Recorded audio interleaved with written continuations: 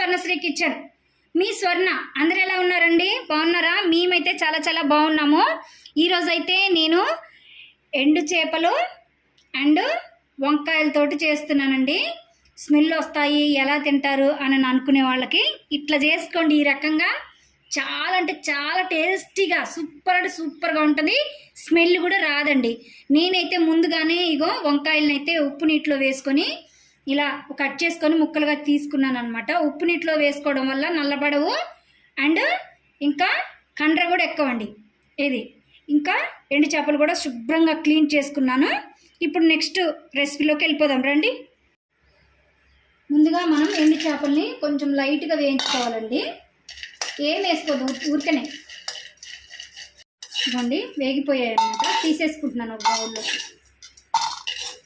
ఇప్పుడైతే curry prepare చేసుకోవడం కోసం ఒక కళాయి అయితే పెట్టుకోవాలి. 3 స్పూన్స్ ఆయిల్ వేసుకోవాలండి. ఆయిల్ మంచిగా హీట్ అయినాక లవంగం, చెక్క, ఇలాచి 3 వేసుకోవాలి. కొంచెం కొంచెంగా వేసుకోవాలి ఫ్లేవర్ కోసమే. తర్వాత 3 ఆనియన్స్, సన్నగా తరుక్కున్న ఆనియన్స్ వేగడానికి కొంచెం సాల్ట్. ఆనియన్స్ అయితే వేగాలండి, కలుపుకోవాలి.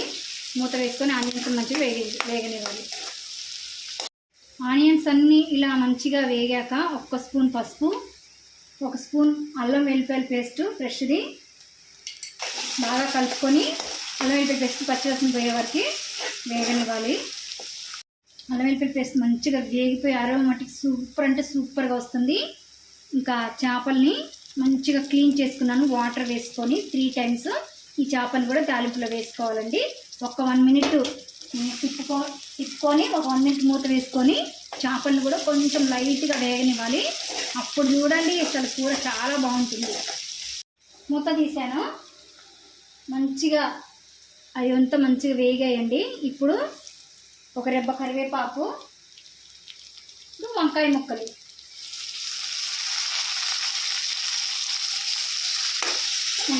మంచిగా కలుపుకోవాలి. కలుపుకొని మూత వేసుకొని మగ్గించుకోవాలండి ఒక 3-4 మినిట్స్.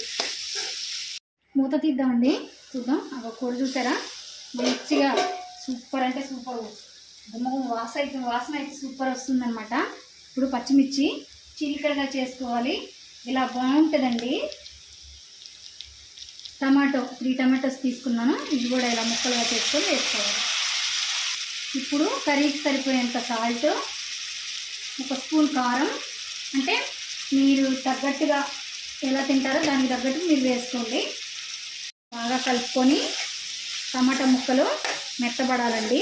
మూత వేసుకొని మెత్తబడే వరకు ఉంచుకోవాలి. మూత తీసి చూద్దాం. ఇప్పుడు చూసారు కదండి, చాలా మంచిగా టమాటా ముక్కలు అయితే ఉడికాయి అన్నమాట. ఇప్పుడు ఒక 1/2 గ్లాసు వాటర్ వేసుకోవాలండి. మంచిగా కలుపుకొని ఇప్పుడైతే మూత వేసుకొని ఒక 2 మినిట్స్ మంచిగా ఉడికే వరకు, ఆయిల్ మంచిగా తేలే వరకు ఉడికించుకోవాలి. ఈ లోపల ఒక చిన్న మసాలా అయితే మనమైతే ప్రిపేర్ చేసుకుందామండి. ఈ మసాలా ద్వారా చాలా అంటే చాలా సూపర్ టేస్టీగా స్మెల్ లేకుండా ఉంటుందన్నమాట. ఈ మసాలా వేయటం వల్ల ఒక్క ముద్ద కూడా వదిలిపెట్టరండి. ఈ కూర అంత టేస్ట్ వస్తుంది. ఇప్పుడైతే ఒక బాండి పెట్టుకొని ఇది కొంచెం వేడైందండి. ఒక 2 స్పూన్స్ ధనియాలు వేసుకోవాలి. 1 స్పూను జీలకర్ర వేసుకోవాలి. 1/2 స్పూన్ మెంతులు వేసుకోవాలండి. చాలా బాగుంది. మంచిగా దోరగా వేయించుకోవాలి. దోరగా ఎలా కావాలంటే బాగా స్మెల్ అయితే వస్తుంది కదా, అప్పుడు మాత్రం మనకి వేగిపోయినట్లు అన్నమాట. ఇవి మంచిగా వేగిపోయాయండి. ఇప్పుడైతే వీటిని పొడి చేసుకోవాలన్నమాట. చూడండి, మూత తీసాను. మస్తుగా కూర నీళ్ళన్నీ ఇంకిపోయాయి. ఫ్లేవర్ మట్టుకి ఏమో వస్తుందండి. ఇప్పుడు కొంచెం కస్తూరి మేతి, మనం ముందుగా ప్రిపేర్ చేసుకున్న మసాలా అండి. ఇదే సీక్రెట్ అన్నమాట వంకాయ అండ్ ఎండి చేపల కూరకి. ఈ సీక్రెట్ మసాలా వేసుకుంటేనే వాసన రాదు, టేస్ట్ చాలా బాగుంటుంది. ఇప్పుడు దంచుకున్న వెల్లుల్లి రెబ్బలు, కొంచెం కొత్తిమీర, గరం మసాలా పొడి ఇంకెందుకు బాగోదండి మన కూర, సూపర్ అంటే సూపర్. ఇష్టం లేని వాళ్ళు కూడా ఎంతో ఇష్టంగా తింటారు. ఈ సీక్రెట్తో చేయండి మీరు.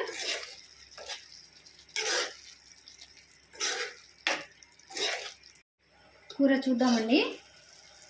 మొత్తం కూర అంతా అయిపోయిందనమాట. చూసారు కదా, సూపర్ అంటే సూపర్గా వచ్చింది.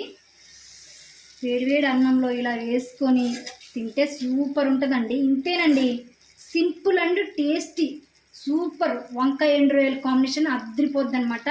ఇలా మీరు కూడా ట్రై చేసి తప్పకుండా ఎలా వచ్చిందో కామెంట్ బాక్స్లో అయితే నాకు తెలియచేయండి. మరి ఈ రెసిపీ కనుక మీకు నచ్చినట్లయితే ప్లీజ్ అండి సబ్స్క్రైబ్ చేసుకోండి, లైక్ చేయండి, స్వర్ణశ్రీ కిచెన్ని సపోర్ట్ చేయండి. Thank you, bye.